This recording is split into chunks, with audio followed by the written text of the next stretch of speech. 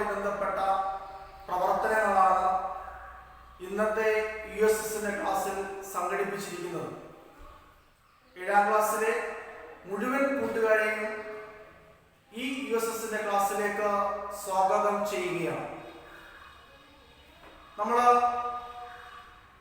കഴിഞ്ഞ ക്ലാസ്സിൽ fraction numbers അഥവാ ഭിന്നസംഖ്യകളുടെ ലഘൂകരണം അഥവാ സിംപ്ലിഫിക്കേഷൻ ആണ് പഠിച്ചു കഴിഞ്ഞു.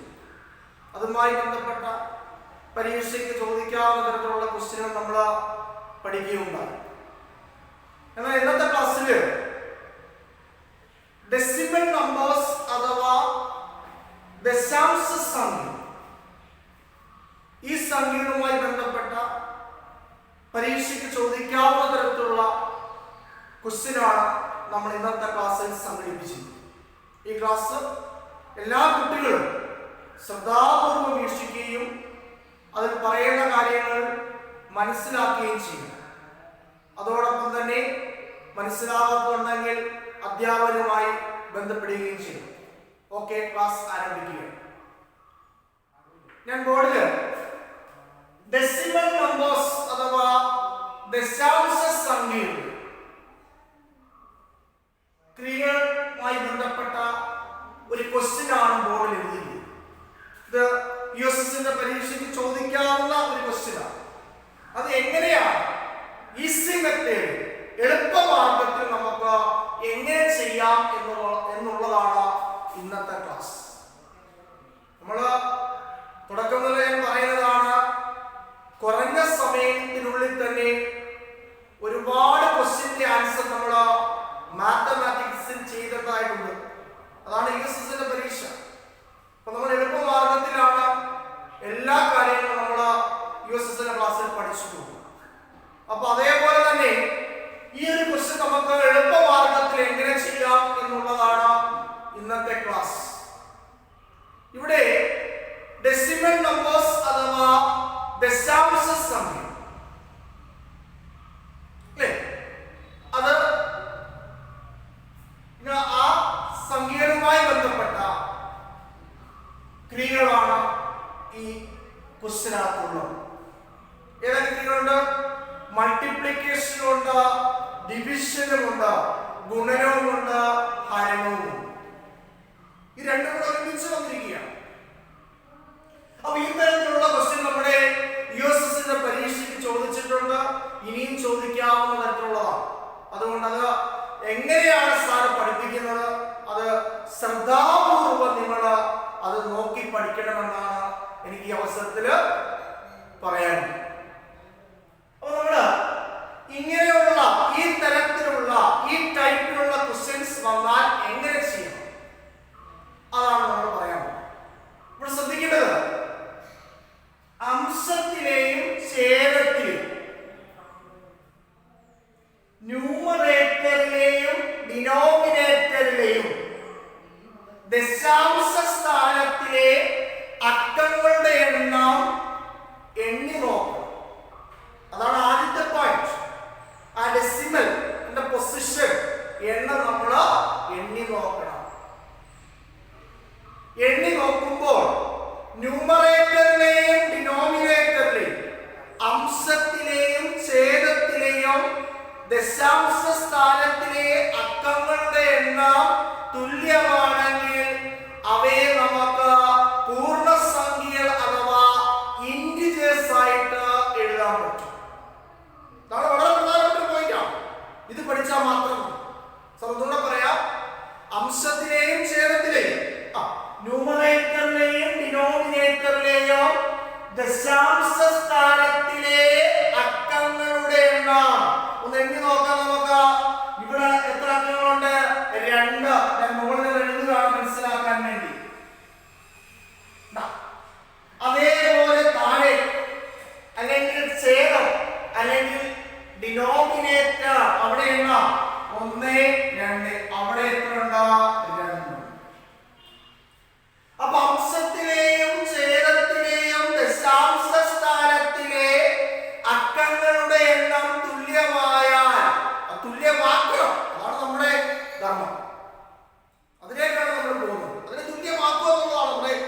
പൂജ്യം.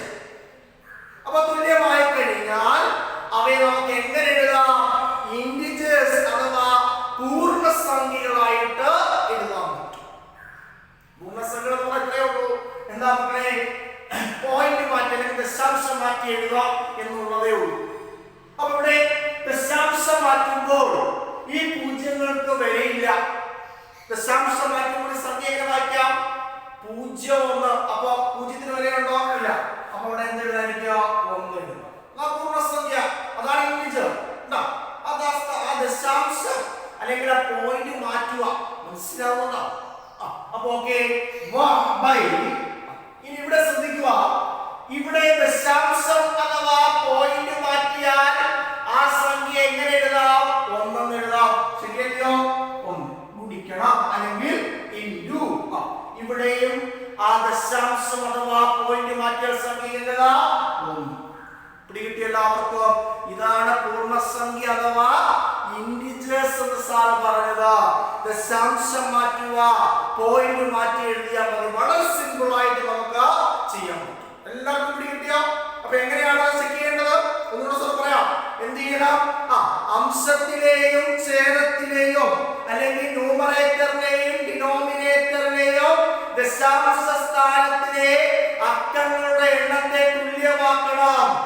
ആ അക്കങ്ങളുടെ എണ്ണം തുല്യമായാൽ അവ എന്താക്കി എഴുതാന്ന് പറഞ്ഞത്? പൂർണ്ണസംഖ്യ അഥവാ ഇന്റിജേഴ്സ് ആയി എഴുതാൻ പറ്റും. അത്തരത്തിലേക്ക് നമ്മൾ ഈ ക്വസ്റ്റ്യനെ കൊണ്ടുവരണം. അതാണ് നമുക്ക് ലക്ഷ്യം.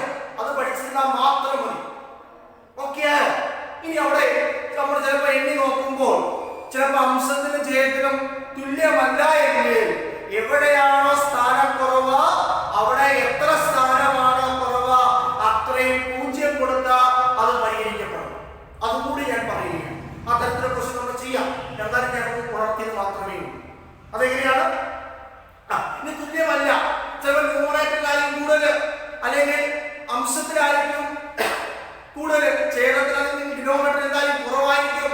അപ്പൊ എവിടെയാണോ കുറവ്, എത്ര സ്ഥാനമാണോ കുറവ് അത്രയും എന്ത് കൊടുത്താൽ മതി? 0 കൊടുത്തതിനെ പരിഹരിക്കപ്പെടണം. അത്രയേ ഉള്ളൂ കാര്യം. അതോടുകൂടി ആ സെക്ഷൻ അവിടെ തീരുകയാണ്. ഓക്കെ. തിരിച്ചു വരാം. ഇത്തരം കാര്യം കിട്ടിയിട്ടില്ല സാർ. ഇവിടെ നമുക്ക് എണ്ണി നോക്കിയപ്പോൾ അംശത്തിലെയും ഛേദത്തിലെയും ന്യൂമറേറ്ററിലെയും ഡിനോമിനേറ്ററിലെയും ആ ദശാംശ സ്ഥാനത്തിലെ അക്കങ്ങളുടെ എണ്ണം എന്തായി കിട്ടി? എനിക്ക് തുല്യമായി കിട്ടി. ആ തുല്യമായി കിട്ടിക്കഴിഞ്ഞാൽ അടുത്ത സ്റ്റെപ്പ് എന്താണ് മക്കളെ? പൂർണ്ണസംഖ്യ അഥവാ ഇന്റിജേഴ്സ് ആയി എഴുതുക എന്നുള്ളതാണ്. എന്ന് പറഞ്ഞാൽ പോയിന്റ് അഥവാ ദശാംശം മാറ്റി എഴുതുക എന്നാണ് അർത്ഥം. അങ്ങനെയാണെങ്കിൽ ഇതിനെ ഒന്നുകൂടെ നമുക്ക് ചെയ്യാം. 1/1 into 1. ഒന്നിനെ ഒന്നിച്ച് വിളിച്ചാൽ എന്താണ് 1/1? എന്താണ്? that is equal to 1. കണ്ടോ? അപ്പോൾ എന്ത് കിട്ടി? ആൻസർ 1 എന്നുള്ള ആൻസർ നമുക്ക് കിട്ടി. എല്ലാവർക്കും കൂടി കിട്ടിയോ? അപ്പോൾ എത്ര കാര്യം മനസ്സിലായല്ലോ? അപ്പോൾ എണ്ണി നോക്കുക, തുല്യമാക്കുക. തുല്യമാക്കി കഴിഞ്ഞാൽ എന്താ ചെയ്യാ? നമുക്ക് ഇന്റിജേഴ്സ് അഥവാ പൂർണ്ണസംഖ്യ അല്ലെങ്കിൽ ദശാംശം മാറ്റി അല്ലെങ്കിൽ പോയിന്റ് മാറ്റി എഴുതാം. ഇതേ ഉള്ളൂ. ഓക്കെ ആണല്ലോ? യെസ്. രണ്ടാമത്തെ ക്വസ്റ്റ്യനുകളൊക്കെയാണ്. രണ്ടാമത്തെ ശ്രദ്ധിക്കണം.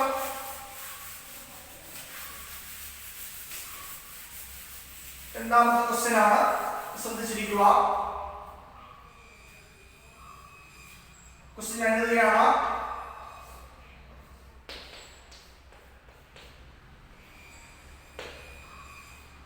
ഇതാണ് ക്വസ്റ്റ്യൻ. അല്ലെങ്കിൽ ഇതാണ് ക്വസ്റ്റ്യൻ. ക്വസ്റ്റ്യൻ ഇത്രയേ ഉള്ളൂ. 0.1 is divided by 0.01 into 0.12. ദശാംശം 1 ഹരിക്കണം ദശാംശം 0.1 ഗുണിക്കണം ദശാംശം 1. ദശാംശം കഴിഞ്ഞു വരുന്ന സംഖ്യകളെ പ്രത്യേകമായിട്ടാണ് വായിക്കേണ്ടത്. ഇത് 12 എന്ന് വായിക്കരുത്, 1, 2 എന്നാണ് വായിക്കുന്നത്. അത് ഡെസിമൽ നമ്പേഴ്സിന്റെ പ്ലേസ് വാല്യൂമായി ബന്ധപ്പെട്ടുള്ളതാണ്. അത് നമ്മൾ താഴ്ന്ന ക്ലാസ്സിൽ പഠിച്ചതാണ്. ഞാൻ അങ്ങോട്ട് പോകുന്നത്. ശ്രദ്ധിക്കുക. എന്താണ് ഇങ്ങനെ ഒരു ക്വസ്റ്റ്യൻ വന്നാൽ നമ്മൾ എന്ത് ചെയ്യും? ആദ്യം എന്ത് ചെയ്യാം? എണ്ണി നോക്കാം. അംശത്തിൽ എത്ര സ്ഥാനം? ഒരു സ്ഥാനം.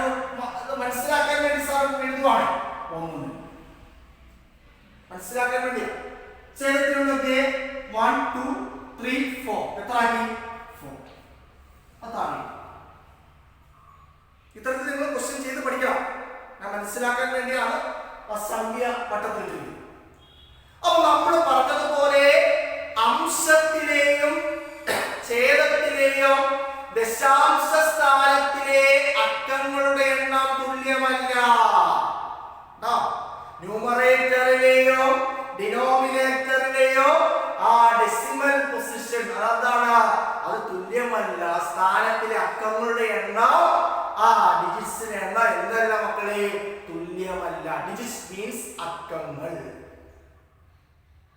തുല്യമാക്കണം. നമ്മൾ തുല്യമാക്കി കഴിഞ്ഞാൽ നമ്മുടെ ആൻസറായി. അപ്പൊ തുല്യമാക്കാൻ പോവുകയാണ്. അപ്പൊ തുല്യമാക്കണമെങ്കിൽ ഞാൻ ഓർമ്മിച്ചതാണ്, ഇവിടെ എത്ര സ്ഥാനം കുറവുണ്ട്? ഇവിടെ 1 ഉണ്ട്, ഇവിടെ 4 ഉണ്ട്. എത്ര സ്ഥാനം കുറവുണ്ട്? 3 സ്ഥാനം. Very good. ആ 3 സ്ഥാനം കുറവുണ്ട്. ആ 3 സ്ഥാനം കുറവുണ്ട്. അത് പരിഹരിക്കാൻ എന്ത് ചെയ്യണമെന്ന് സാർ പറഞ്ഞത്? ആ 3 0 കൊടുക്കണം. ഞാൻ 3 0 കൊടുക്കാൻ പോവാണേ. 3 0 കൊടുക്കും. ഈ 2 സ്ഥാനം കുറവെങ്കിലോ 2 0. സ്ഥാനങ്ങളുടെ കുറവായിട്ടുള്ളത് എത്രയാണോ അത്രയും 0 കൊടുത്ത് അതിനെ പരിഹരിക്കുക. അത്രയേ ഉള്ളൂ. മനസ്സിലാവുന്നുണ്ടോ? സ്ഥാനങ്ങളുടെ എണ്ണം എത്രയാണോ കുറവ് അത്രയും 0 കൊടുത്ത് അതിനെ പരിഹരിക്കപ്പെടും. എവിടെയാണോ കുറവ് അവിടെ അത് കൊടുക്കുക എന്നുള്ളതാണ്. ഇനി നമുക്ക് എന്ത് നോക്കാം? ശ്രദ്ധിക്കണേ. 1 2 3 4. 1 2 3 4. അപ്പൊ എനിക്ക് എന്താക്കി എഴുതാം? പോയിന്റ് മാറ്റി എഴുതാം. പോയിന്റ് മാറ്റി എന്ന് പറഞ്ഞേ, ഇതിനെ പോയിന്റ് മാറ്റി എഴുതാം. 1000 അല്ലേ?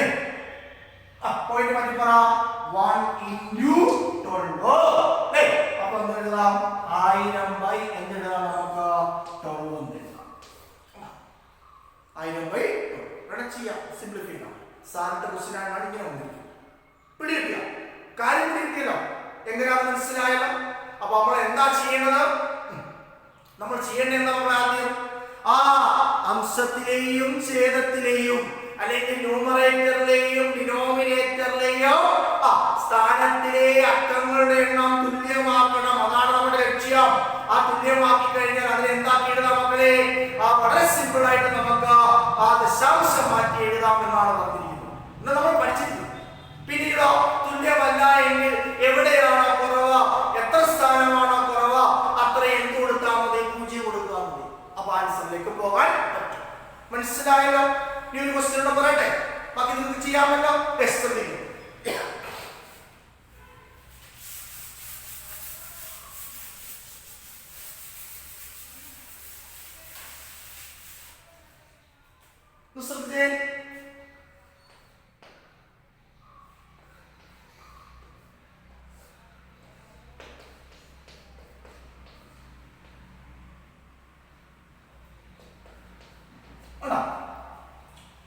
അടുത്ത ക്വസ്റ്റ്യൻ എന്താണ്? 0.001 divided by 0.01 into 0.01. 0.001 ഹരിക്കണം 0.01 ഗുണിക്കണം 0.01. അപ്പൊ ഈ ക്വസ്റ്റ്യൻ ഇങ്ങനെ ഒരു ക്വസ്റ്റ്യൻ പലതവണ പരീക്ഷയിൽ ചോദിച്ചിട്ടുള്ളതാ. അപ്പൊ ഇങ്ങനെ ക്വസ്റ്റ്യൻ വന്നാൽ നമ്മൾ എന്ത് ചെയ്യണം? അംശത്തിലെയോ ഛേദത്തിലെയോ ന്യൂമറേറ്ററിലെയോ ഡിനോമിനേറ്ററിലെയോ ആ ദശാംശ സംഖ്യയിലൂടെ അക്കങ്ങളുടെ എണ്ണം, ദശാംശ സ്ഥാനത്തെ അക്കങ്ങളുടെ എണ്ണം എണ്ണി നോക്കണം. നമുക്ക് എണ്ണി നോക്കാം. ഇവിടെ 1 2 3 ഞാൻ കൂടെ എഴുതുകയാണ് മനസ്സിലാക്കാൻ വേണ്ടി. 3 എഴുതി. 1 2 3 4 അത് ഞാൻ താഴെ എഴുതി. അപ്പൊ തുല്യമായ മക്കളെ, തുല്യമായില്ല. എവിടെയാണ് കുറവ്? ന്യൂമറേറ്റർ അഥവാ അംശത്തിലാണ് കുറവ്. എത്ര സ്ഥാനം കുറവുണ്ട്? 1 സ്ഥാനം കുറവുണ്ട്. ആ 1 സ്ഥാനം കുറവ് പരിഹരിക്കാൻ എന്ത് ചെയ്താൽ മതി? 1 0 കൊടുത്താൽ മതി. 2 സ്ഥാനമാണെങ്കിൽ 2 0, 3 സ്ഥാനമാണെങ്കിൽ 3 0. അങ്ങനെ നമുക്ക് ഇതിനെ പരിഹരിക്കപ്പെടാൻ പറ്റും. ഇപ്പൊ മക്കളെ ഇവിടെ എത്ര സ്ഥാനം കുറവുണ്ട്? 1 സ്ഥാനമാണ് കുറവ്. അപ്പോൾ എന്ത് കൊടുക്കണം? 1 0 കൊടുക്കണം. സാറ് 0 കൊടുക്കാൻ ശ്രദ്ധിക്കണേ. സാറ് 0 കൊടുത്തു. ഇനി എണ്ണി നോക്കിയേ.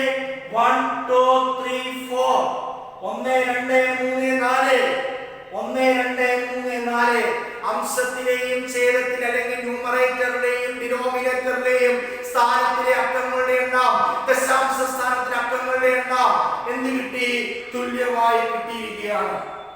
അങ്ങനെയാണെങ്കിൽ നമുക്ക് അവ എങ്ങനെ എഴുതാം? ആ ഡെസിമൽ അഥവാ പോയിന്റ് മാറ്റിയിട്ട് എഴുതാം. ഒന്ന് പറഞ്ഞേ മക്കളെ, ഇതിന് പോയിന്റ് മാറ്റുമ്പോൾ എങ്ങനെ പറയാം? 0 0 1 0 അല്ലയോ? അപ്പൊ ഈ 0ക്ക് വിലയില്ല. അപ്പൊ എങ്ങനെ പറയാം? 10 എന്ന് പറയാം. മനസ്സിലാവുന്നുണ്ടോ? ഇനി നോക്കിയേ, 0.01 അല്ലേ പോയിന്റ് മാറ്റുമ്പോൾ 01 എന്ന് പറയാൻ എങ്ങനെ എഴുതാം? 1 എന്ന് എഴുതാം. ഇൻറ്റു ഇവിടെ എങ്ങനെ എഴുതാം? 0.01. അതിന് പോയിന്റ് മാറ്റുമ്പോൾ 0 പൂജ്യത്തിന് വിലയില്ല. അവിടെ എന്തെഴുതാം? 1 എന്ന് എഴുതാം. എല്ലാവർക്കും മനസ്സിലാവുക? സിമ്പിൾ ആയിട്ട് മനസ്സിലായോ? ഇനി നമുക്ക് എങ്ങനെ എഴുതാം? 10/1 into 1 എത്രയാണ് മക്കളെ? 1 ആണ്. എന്താണ് 10/1 എന്ന് പറഞ്ഞാൽ? That is equal to 10. We can written as the answer is 10 എന്ന് എഴുതാം. നമുക്ക് കിട്ടിയ ആൻസർ എങ്ങനെ എഴുതാം? 10 എന്ന് എഴുതാം. ഇങ്ങനെയാണിത് ഈ ഡെസിമൽ നമ്പേഴ്സിന്റെ സിംപ്ലിഫിക്കേഷൻ അഥവാ ദശാംശ സംഖ്യയുടെ ലഘൂകരണം. ഇത് വളരെ എളുപ്പത്തിൽ നമുക്ക് ചെയ്യാൻ പറ്റും. ഒന്നും കൂടെ ഞാൻ പറയാം എങ്ങനെയാണ് ചെയ്യേണ്ടത്. അപ്പൊ ഇത്തരം ഞാൻ 3 ക്വസ്റ്റ്യൻ ആണ് ഇവിടെ ചെയ്യിപ്പിച്ചിരിക്കുന്നത്. ഇതേപോലെ തന്നെ നിങ്ങൾ ക്വസ്റ്റ്യൻ ഇട്ട് നിങ്ങൾ തനിയെ ചെയ്ത് പഠിച്ചാൽ നമുക്ക് ഇത് എളുപ്പത്തിലേക്ക് എത്തിച്ചേരാൻ പറ്റും. അങ്ങനെ തന്നെ എല്ലാ കുട്ടികളും ചെയ്യണം. അല്ലാതെ ഇത് മനസ്സിലാക്കി നിങ്ങൾ എന്ത് ചെയ്യണം? നിങ്ങൾ തന്നെ ക്വസ്റ്റ്യൻ ഇടണം. എങ്കിൽ മാത്രമേ നമുക്ക് അത് മനസ്സിലാക്കി എടുക്കാൻ പറ്റത്തുള്ളൂ. അതുകൊണ്ടാണ് ക്ലാസ് ശ്രദ്ധാപൂർവ്വം വീക്ഷിക്കുകയും അതിൽ പറയുന്ന കാര്യങ്ങൾ മനസ്സിലാക്കി എടുക്കുകയും ചെയ്യണം. എന്നിട്ട് നിങ്ങൾ വീട്ടിൽ പോയി എന്ത് ചെയ്യണം? തനിയെ വർക്ക് ചെയ്യണം, തനിയെ ക്വസ്റ്റ്യൻ ഇട്ട് തനിയെ ചെയ്യണം. എങ്കിൽ മാത്രമേ നമുക്ക് ഇതിനുള്ള കണക്കുകൾ നമുക്ക് പഠിച്ചെടുക്കാൻ പറ്റുകയുള്ളൂ. ഓക്കെ ആണല്ലോ? അപ്പൊ നമ്മൾ ഇന്നത്തെ ക്ലാസ്സിൽ പഠിച്ചതെന്തായിരുന്നു? ആ ഡെസിമൽ നമ്പർ സിംപ്ലിഫിക്കേഷൻ അഥവാ ദശാംശ സംഖ്യയുടെ ലഘൂകരണമായിരുന്നു. എങ്ങനെയാണ് മനസ്സിലാക്കേണ്ടത്? അംശത്തിലെയും ഛേദത്തിലെയും ന്യൂമറേറ്ററിലെയും ഡിനോമിനേറ്ററിലെയും ദശാംശ സ്ഥാനത്തിലെ അക്കങ്ങളുടെ എണ്ണം എന്താക്കി മാറ്റണം? തുല്യമാക്കി മാറ്റണം. ആ തുല്യമാക്കി മാറ്റിക്കഴിഞ്ഞാൽ അവയെ നമുക്ക് എന്താക്കി എഴുതാമെന്നാണ് പറഞ്ഞത്? പൂർണ്ണസംഖ്യ അഥവാ ഇൻഡിജേഴ്സ്. അതൊന്നും മനസ്സിലായില്ലെങ്കിലും എങ്ങനെ എഴുതാം? പോയിന്റ് മാറ്റാം, ഡെസിമൽ മാറ്റി എഴുതാം. എഴുതി നമുക്ക് ഹരിക്കുകയും ചെയ്യാം. വളരെ സിമ്പിൾ ആയിട്ട് ചെയ്യാം. ഇനി തുല്യമല്ല എങ്കിൽ അതിനെ തുല്യമാക്കണം. അതെന്തായിരുന്നു മാർഗം? എവിടെയാണോ കുറവ് അവിടെ എത്ര സ്ഥാനമാണോ കുറവ് അത്രയും 0 കൊടുത്ത് എന്ത് ചെയ്യണം മക്കളെ? അത് പരിഹരിക്കണം. ഇങ്ങനെയാണ് കണക്കുകൾ ചെയ്യേണ്ടത്. എല്ലാവർക്കും മനസ്സിലായെന്ന് വിശ്വസിക്കുന്നു. Okay, yes.